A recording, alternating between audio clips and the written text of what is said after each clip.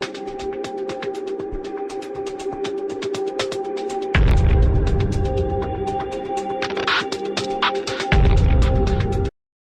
going to be a very interesting hour, validating many things we've been talking about secondhand and anecdotally for years and years, about the imposter-in-chief, the man occupying the Oval Office. Who is he? Who was he?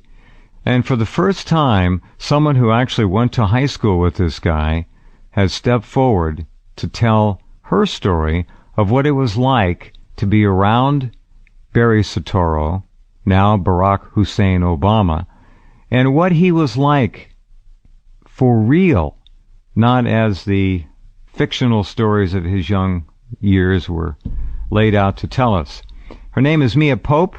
She is a remarkably courageous woman. She is a Christian, and she was on Pastor James David Manning's program, a week or so ago, and I was able to get that video, and I posted it for all of you to look at.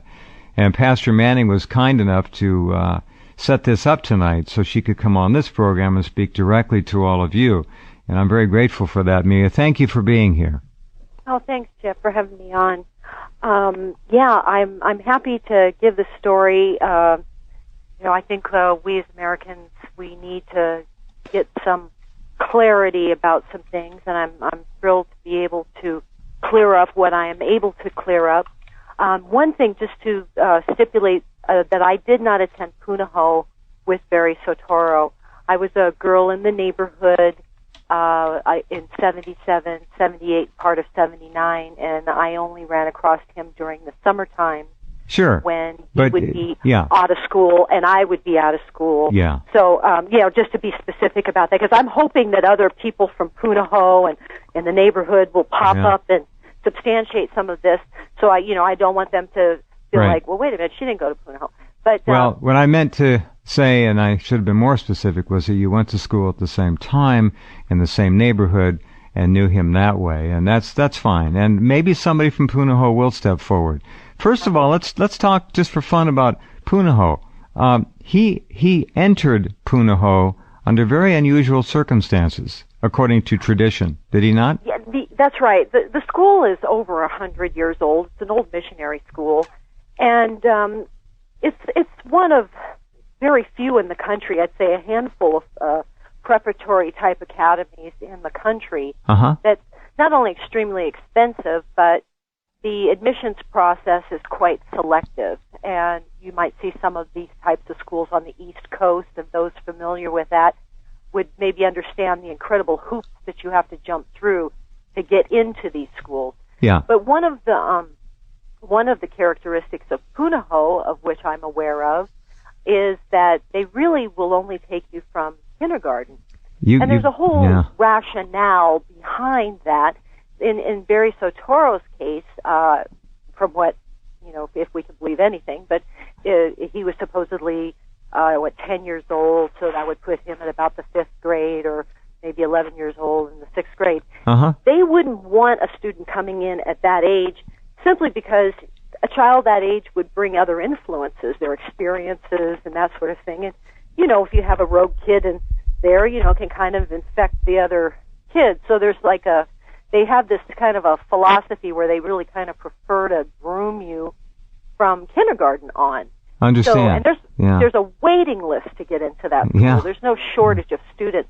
So if you figure that each one of those classes is full, so for Barry to have just waltzed into Punahou like that, and I'm just giving my testimony, and those who know Punahou, and I certainly know a lot of people there. Yeah. I've even had a couple of boyfriends that have come from Punahou, and it's really an unheard of thing.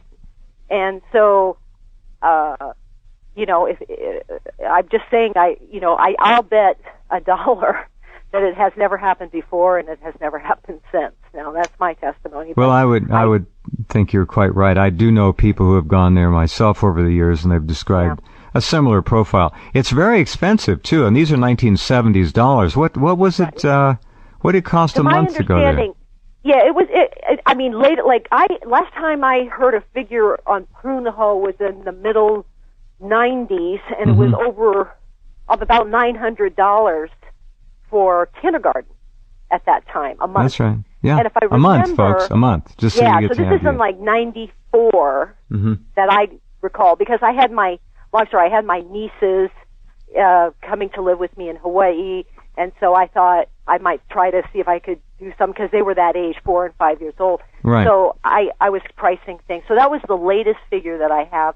But remembering back in the day, I think it was something like, as much as $600 or $700 a month for even $70. That's a lot of money. You can multiply that by 3, I'm sure, by now. So not cheap. Okay, so the idea of Hawaii summer vacation, people hanging out. It's not a huge area. Everybody kind of knew everybody that was socially active, I guess, and that's how you got to know Barry. Right. You knew the fast lane types. You knew the socially mobile types. How would you describe his overall position in the young people's community? These are 15, 16, 17-year-old kids. Yeah. He floated around amongst us. There was over 10 of us and less than 20 of us, interacting from, throughout. I didn't see Barry every single day, but I certainly still saw a lot of them. So he was in your little peer group. You had a little peer group, and he was in that group. Okay. Yeah, he was more, I'd say, on the periphery.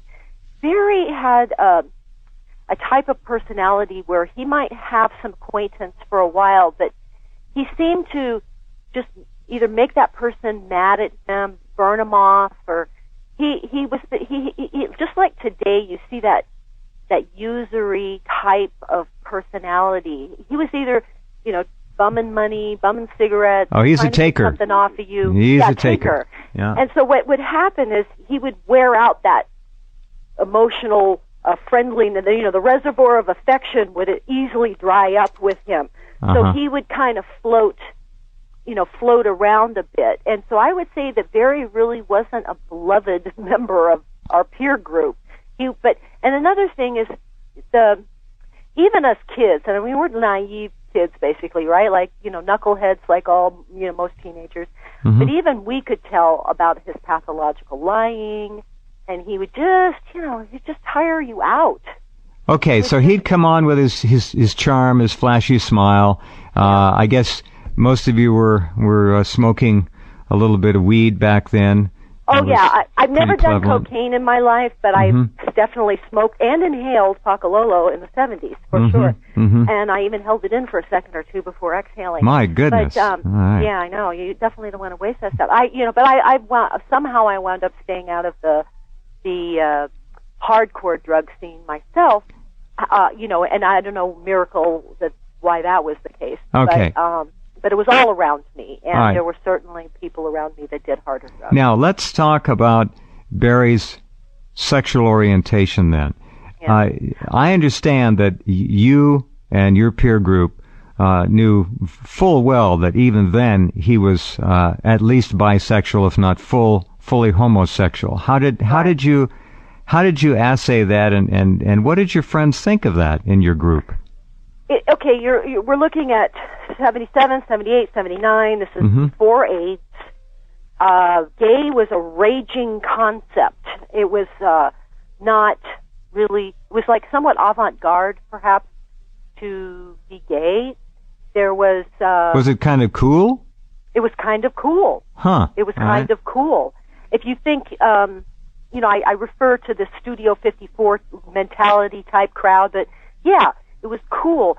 Remember, AIDS is the thing that put the wet blanket on the gay community. Sure did. And that hadn't happened yet. No, it started in 76, 77 in the hepatitis B vaccine program, and that was... Yeah. Okay. And we really didn't see the AIDS on the scene till 80 or 81. That's right. As far as, the diagnosable type, mystery of flu and so forth.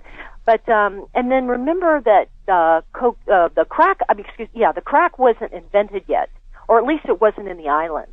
So no, people were snorting cocaine, but they weren't cooking it and smoking it as crack. That just didn't happen. Didn't happen at that time, right. But there was a thing going on, it was called freebasing. And what they would do is cocaine was in the powder form, and so I guess obviously it's cut with something. And so it was a more intense high when they would take some baking soda and a little water and heat it up, and then the baking soda would appease to whatever the thing was cut with, like lactose or whatever the heck they're cutting the thing with. Yeah. So it would give you like flakes of the actual pure cocaine. That's how you could separate the cut with from the real cocaine. Little and chunks. then they'd stick that in a pipe and smoke it. Mm-hmm. Mm-hmm. Yeah, and that's what Barry seemed to like to do. I'm not saying he never snorted. He may very well have, but I'm just saying. Did you guys see him do this? Yeah, I'll tell you what I did see. I'm going back 36 years, 35 That's okay. years, 34 we understand. years. Yeah. So I'm doing, but I recall Barry's lips used to get really dark. I mean, like 3 or 4 or 5 shades darker than the rest of his face. Now, there's a physiological reason for that. The cocaine residue restricts the blood flow to the tissue. Uh-huh. So when a person of color does that, the lips get kind of purplish. Darker. Yeah. Kind of purplish, right. Mm-hmm. And so I remember that, see, Barry's kind of convenient like that. He wears a sign for you when he's hitting the pipe hard. So I remember we could always look at him and go, Barry, hitting the pipe. Because there are times when his lips will be a relative similar color to the rest of his face. Mm-hmm. And then when he's hitting the old pipe, his lips get really dark. Looking at him now, Mia Pope, do you see evidences of cosmetic surgery to his nose or were his lips made any smaller? There's been talk about that. Yeah. You know what I can tell you is that I think Barry has either had his teeth capped or had some veneers put on. Okay. Because his teeth weren't crooked, but they weren't perfect like they are now. Yeah. Right. They weren't that denture perfect like they are now. And if I recall, I think his incisors, that'd be like the equivalent of a canine. Uh-huh. I think they stuck out more. So I think that he's had some, at least what I can recognize is I think he's done something to his teeth. All right. Well, that's not anything to damn anybody about in this day and age. No. Okay. He's a politician. He's a celebrity. And just, if you don't believe me, just ask him, folks. Right. Okay. So we have no question about drug use. None. No, marijuana, pot. And then, I mean, he really was pretty open because remember, it was like a status symbol. I got it. If you were to obtain it, it meant you had money, you had cash. But we knew because of his bragging that he was actually getting with these other gay guys, homosexual men, and that's how he was obtaining the cocaine. Remember, he's broke like we are. He's bumming change to buy cigarettes or bumming cigarettes. Right? Yeah. And yet he's got this coke. Okay, so he's got the coke, right? What were there other young gays in your group beside Barry, or was he pretty much it? I'll tell you, you know how these circles, you have the people you usually hang out with the most. Like say there was 10, more than 10, less than 20 of us. And sure. Yes, there were some young gay guys, of which I got along beautifully with, as a female, right, non-threatening kind of thing, Sure. And I was always like friends with the fat girls and the gay guys and that sort of thing, which whatever. But there was some gay. Yeah, there was. Was Barry part? Did they hang out experimentally? Did they hang out together, the gays, Barry and the others? Yeah, I saw Barry Soetoro get out of cars with older guys. All right, that's where I'm going next. I saw him cavorting with older gay men. There was a place on Kuhio Avenue. It's spelled Kuhio, Kuhio Avenue. Mm-hmm. And it was located near where Hamburger Mary's is, so if any local people are listening, and that would be in Waikiki. There used to be a place. Now, at 14, 15, and 16, I still look like a baby, so you would have carded me immediately. I never could get into this place. Mm-hmm. I don't remember what it's called, but maybe some people from Hawaii can jog my memory of what this place was called. But anyway, but Barry, he was already like 16, 17, and he would dress up in his little, funky disco, G-stringy looking. You've seen the pictures of him in drag, haven't you, Jeff? Yeah. So he'd actually dress. He'd dress like that, and he'd go to this place and interface with these guys. Okay, this is all really remarkable. You said somebody cut a deal for him somewhere along the line. Where do you think it might have happened? Now his mother was there, And I think you saw her maybe one time, just very briefly. You never engaged her. He didn't have any supervision. Neither did any of us, really. So, to be fair, I didn't really see parents of most everybody. Any of your friends, to speak of. Yeah, because in the 70s, we just kind of ran wild. It was just that time where, the end part of the age of innocence or something, where the parents thought, they could just cut us loose and we'd be all right. Right. But and I'm going to say that I think I saw her, but I never really heard anything. It seemed to me like he had no parental engagement. Like he was doing his own thing. I think that's pretty obvious from what you've been telling us. There really couldn't have been. The grandmother. I know his apartment building he lived in, but I didn't have any interaction with the grandparents, and I don't recall ever seeing them. She was an investment banker, I understand. Very talented woman. She knew the whole story. Now, when he went out to visit her, right before she died, there were two stories. About the maternal grandmother? Yes. Oh, okay. There were two stories about the maternal grandmother. One that she had cancer, another one that she had fallen and broken her hip, and that's why she was pretty much out of sight. He visited her at a time right before one of his big early victories, and she died very conveniently. I'm not saying that he was involved with that, but he did go out there, and she did die conveniently and never stepped forward. She knew it all. She knew everything about the guy. I would imagine so. It was really no secret. Like I said, homosexuality was raging right before AIDS. Cocaine was flying around. It was avant-garde stuff. So Barry, my opinion, wasn't trying very hard. Now, remember, he compartmentalizes. So I think if he was on the campus of Punahou, he was keeping his cards close to his chest. But when he thought he was around people that couldn't affect him, because he knew we wouldn't be on, in the fall going to school with him. Right. Then, so she must have.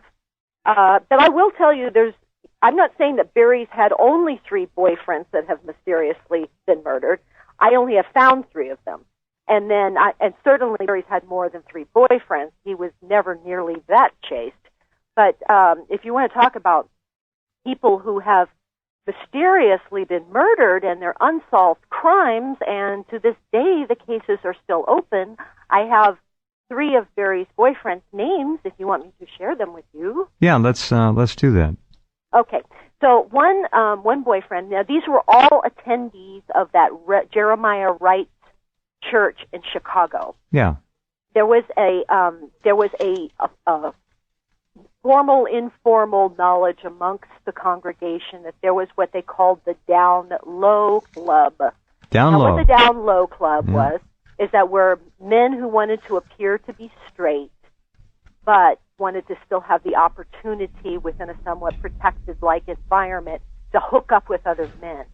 Now, one of the boyfriends that I have the most information on, his name is Donald Young. He was murdered December 23rd, 2007, in his apartment, of which there were no signs of forced entry. So it appears that Donald had opened the door to somebody he knew. Murdered him. Yeah. Now, what was I thought a little striking was that he died of multiple gunshot wounds, basically to the base, in his chest, and so it didn't look like hitman. You know what I mean? Like, because you can actually survive those kinds of injuries sometimes. So, you'd think if it wasn't a high class professional job. In other words, it just didn't appear, because you figure if the guy survives, you're going to, after you shoot him, you want to get out of there. If the guy survives, you're not even going to know if he winds up living until it's too late, and you can give some description. I understand. So okay, so now we have the second victim, Nate Spencer. Nate like Spencer. It sounds. Yep. Nate Spencer. And then the third victim is Larry Bland. That's with a B. Yeah, Larry Bland. Just so you know, Mia, I got to know Larry and was first to put Larry Sinclair on the radio, and Larry. Oh, I know. Larry, we've done 30, 40 shows at least together, and we've covered this in great detail. He didn't get the connection. He didn't even hear about Donald Young's death until after the fact. Right. He figured it all out. Yeah. Me too, only after the death that I started coming across that information. Right. And actually much later. And God bless you both for your efforts, because, the more we shine the light on this stuff, the more, that people are going to become empowered to, Larry's courage and bravery were just simply extraordinary. They are. Absolutely. They, the other side, in the highest levels of government, tried to drive him, and did in fact drive him to the point where he attempted to commit suicide. And that's another story. I was involved with that too. He called me on the air just about this time one night, and I immediately emailed my support at the network on the board, and they played a rerun, and I talked to Larry. He could hardly speak. It was a very heartbreaking story, and I was able to keep him on the air, on the phone, for 37 minutes. I remember looking at the clock, and it turns out that the local police could not find him. He was in a hotel somewhere. He had made a video and uploaded it. No one could find him, and he had taken what he complained about was a timed release narcotic. He said, that's all I could find. If I had been able to get the other kind, I wouldn't be talking to you. But he called to thank me and say some very nice things. And I'd never been confronted with anything like this in my life. I kept him on the phone, and it turns out that the Secret Service got involved in the last 5 minutes and were able to successfully ping his cell phone while he was still talking to me, and got to him literally, apparently, with a couple of minutes to spare. That was it. And they got him out of there, pumped him, and stabilized him, although he would have been gone. That's how close it was. But that's what happens when the big boys begin to put the pressure on. And they pressured him, and they beat him up verbally and on the Internet like nothing I've ever seen before. Sued him for $30 million, and so on. And well, you know the story. Okay. I sure do. And, I expect some significant flack myself, and here's what I got to say. Kiss my butt. Because I am not backing down off of this. I've not misrepresented anything. And I already made some heavy decisions before I ever took the step. I got my spiritual life in order. Mm-hmm. I took stock of, we all have an expiration date, okay? And I'm concerned about what type of life, can I say that I led.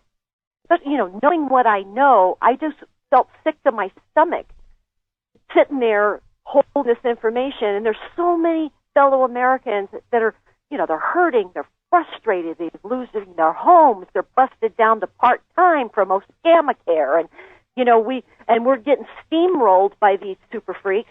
And I just got to that point where nobody, and I don't care what you call these big boys, nobody is going to take my conviction from me. I don't fear it. You could put your best investigators on me, go over me with a fine-tooth comb, have at it. And as far as taking threats and whatever, like I say, kiss my butt. I'm not going to stop. Well, I can tell you right now they're listening to this program right now. And I think they heard you loud and clear. Good. It would be wonderful if more would come